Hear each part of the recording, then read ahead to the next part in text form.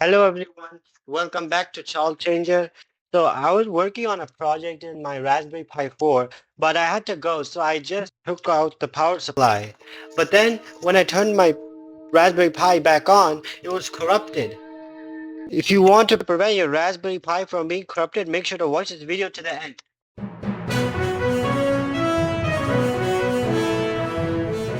Let's see how to shut down your Raspberry Pi 4 without corruption.